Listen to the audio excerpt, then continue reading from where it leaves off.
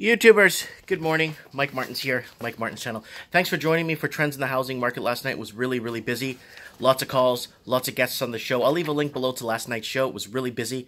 Don't forget to join me every Wednesday, Western Seaboard time, 6:30 p.m. Western Seaboard time. That's LA County time, Tijuana time, Seattle, Vancouver time. Okay, guys. I'm going to make a list up for you guys. I want to throw this list together because this is very important. I mentioned it last night in Trends in the Housing Market. So I'm going to bring it up right now. This is the top 10 cities or top 10 cities that are going to crash. We'll start with number 10 all the way to number 1. Okay? And I've been following all these cities, plus more cities, of course, with this housing crisis. It's been affecting every English-speaking country in the world. It's been affecting every country with free market. Come in and buy us up, buy out our futures, buy out our kids' futures. Heck, even buy out everybody's future for the next 1,000 years. So selling out to the highest bidders is what our politicians or what our country's been doing if you're an English-speaking country. So let's go to number 10. Big woes in short time. Dublin, Ireland. Dublin, Ireland has seen massive increases faster than any other English-speaking language because of a lot of people moving around in the UK and going to other cities to make a better life with cheaper housing. Number 9, Los Angeles, LA County. Los Angeles is starting to see cracks and frails in its housing structure. It's having a lot of problems with the framework, and I'm not talking about physical framework. The framework of the amount of empty homes in LA County is phenomenal. It's in the hundreds of thousands, and investment homes, and the amount of homelessness going up. You're going to see Los Angeles fall. Number 9. Number 8, Auckland, New Zealand. Auckland, New Zealand, they have a lot of laws that are being read right now to ban foreigners from coming in, from buying property there. Auckland, New Zealand, or New Zealand as a whole with the new Prime Minister, she's trying her best to fix this. She was elected on the platform of being elected to fix the housing problem in New Zealand. And Phil Twyford, who is the housing minister there, is really pushing buttons and trying to get affordable housing and getting people out of hotels, families that are being put up in hotels paid by the state. And then you have people sleeping in cars there, and you have up to 40 people per house in some cases. Number 7, Portland, Oregon. Portland, Oregon right now is tipping at $407,000 for the median average home price, and it's out of reach for a lot of Portlanders.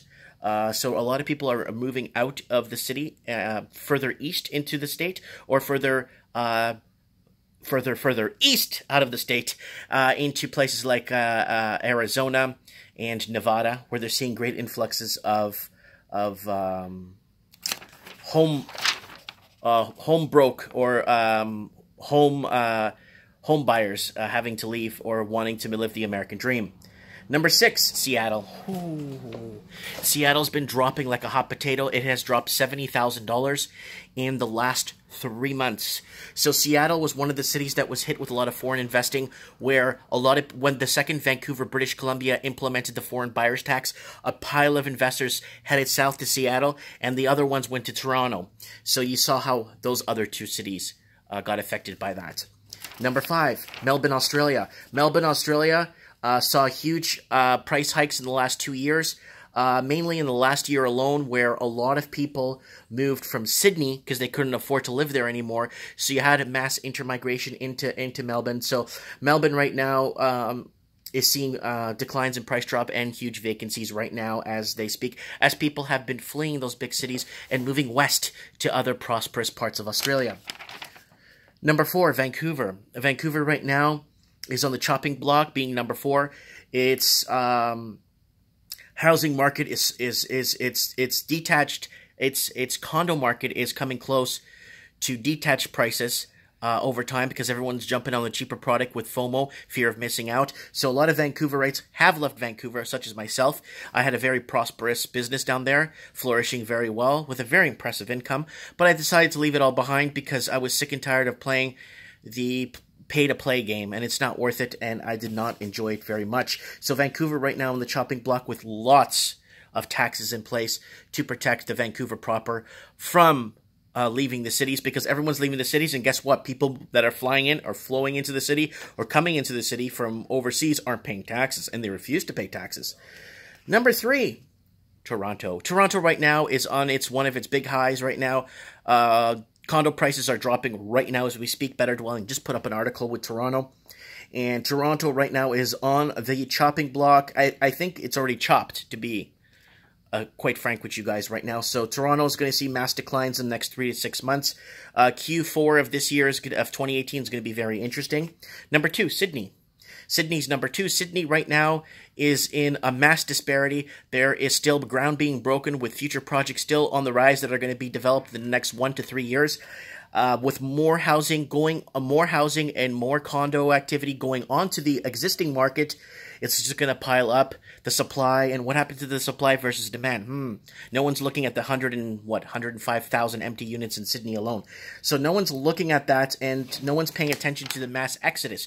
So the media is making the best job they can possible to hide the mass exodusness from these cities. And number 1, and it's been number 1 for a while now, it's London, England. Prices have now, or the people that have bought after 2007 are down right now, because prices have geared back to 2007 prices in London, England. London, England's number 1 because it is in a lot of trouble right now. A lot of people trying to refinance, but they have to refinance something that's worth less for what they owe more money for. A lot of people are underwater. A lot of people, especially in these cities, have to keep up with foreign money, and foreign products. Consumer spending is at its all-time low.